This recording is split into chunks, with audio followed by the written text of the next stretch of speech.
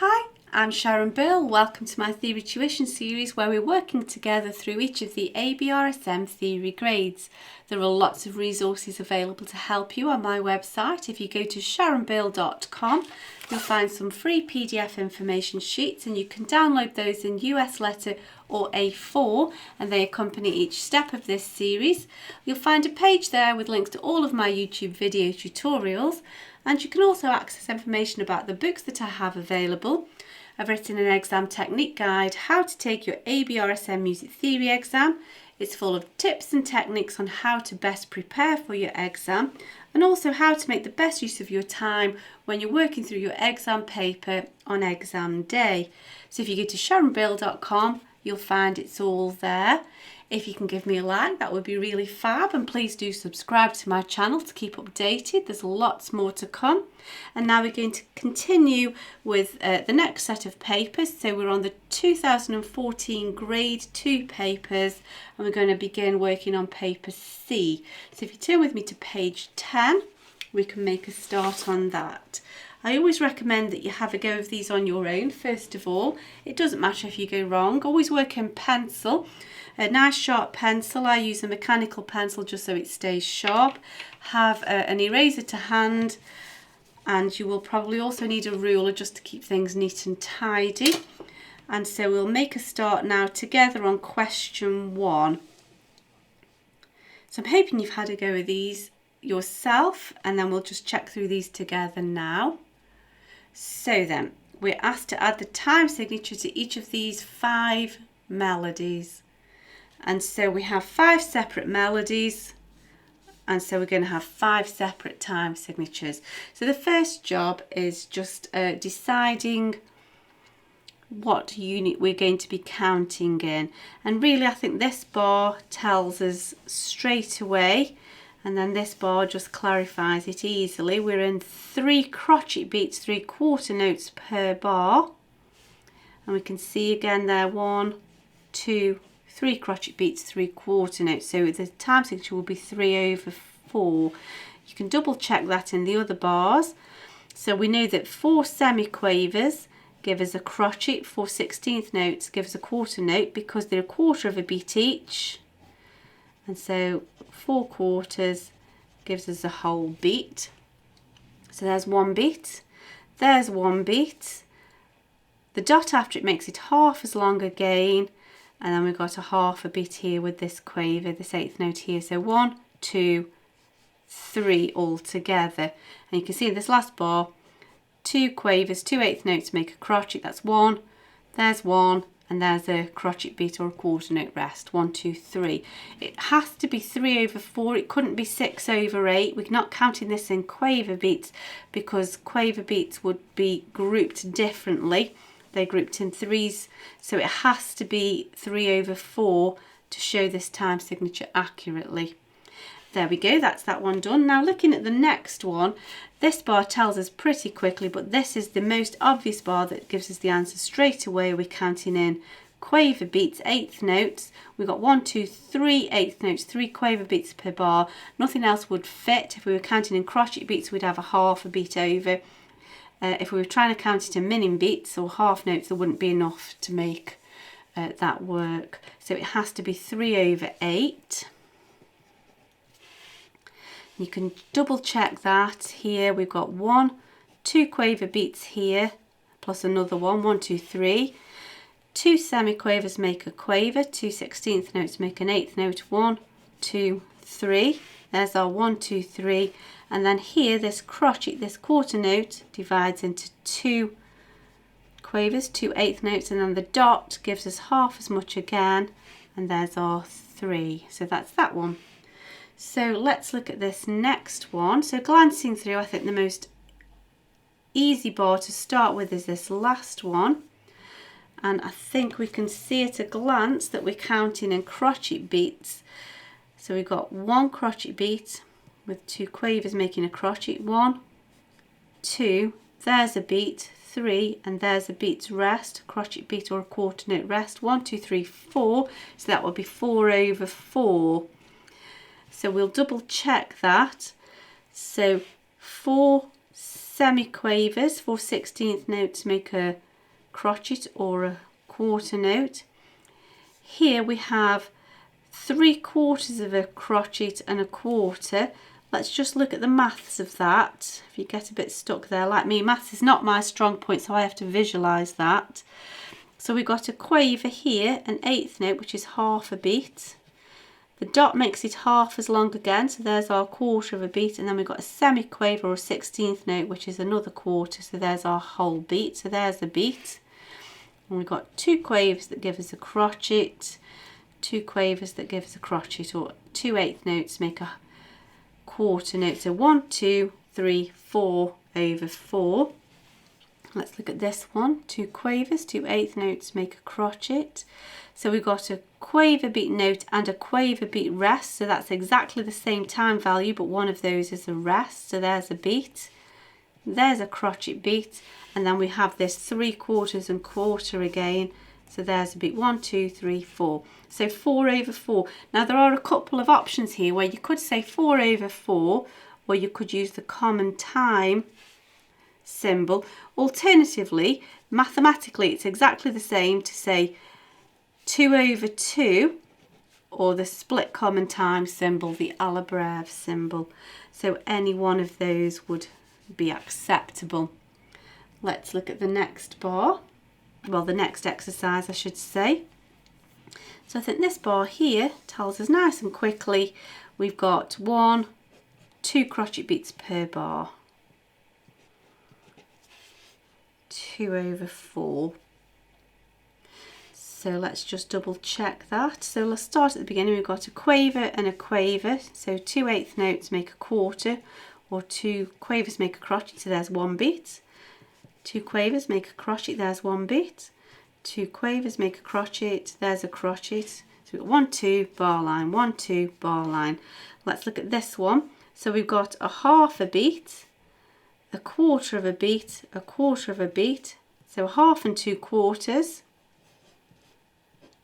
A half and 2 quarters make a whole, so there's 1 crochet beat, and they're all beamed together.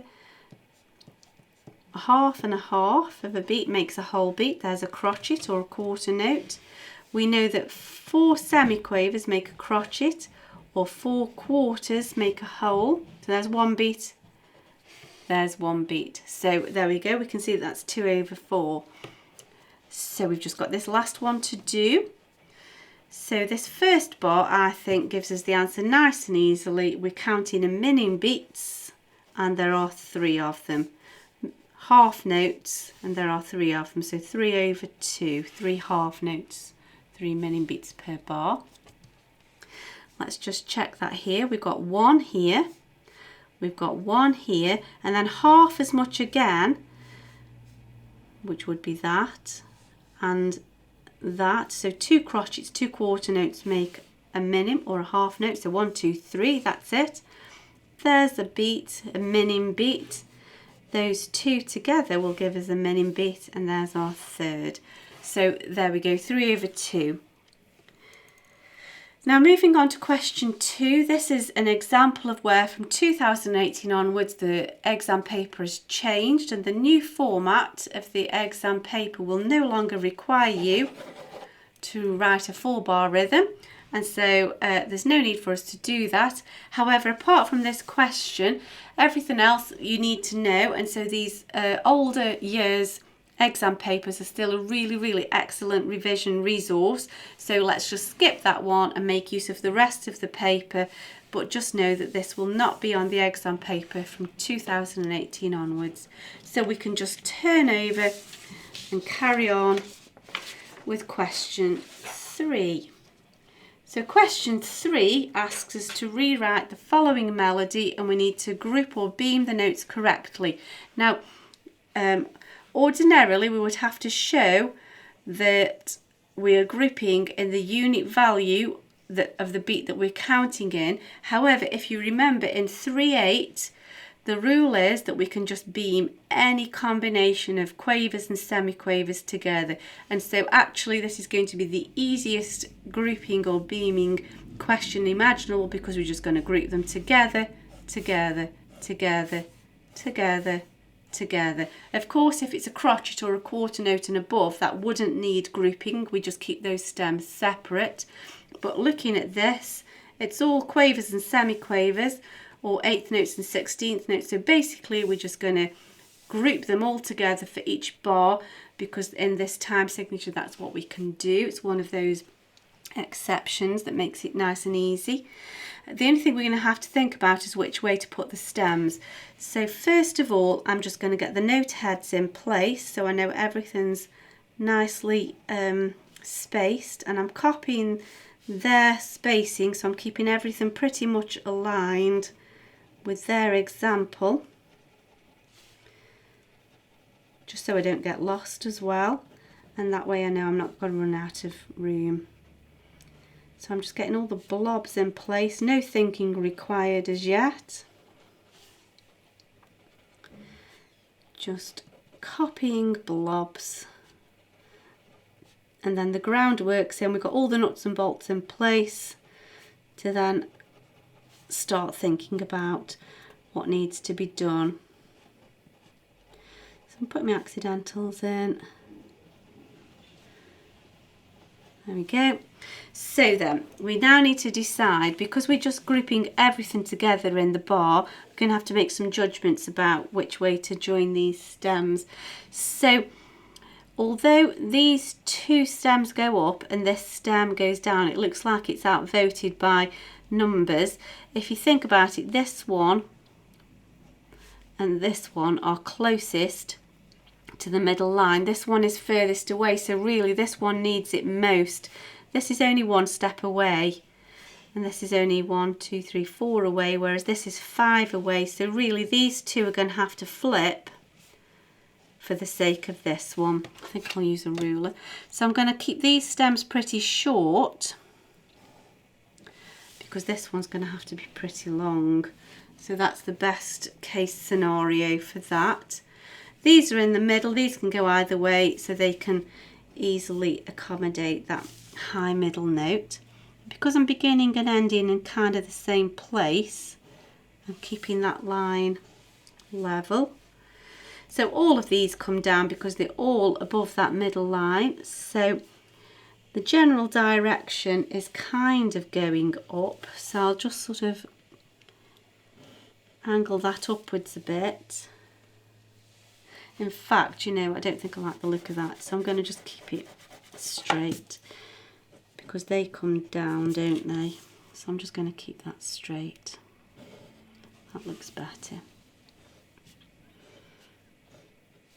And then they are all semiquavers, so they can have another line. Again, all of these are above the middle line. We're beginning and ending in the same place. So I'll keep that level.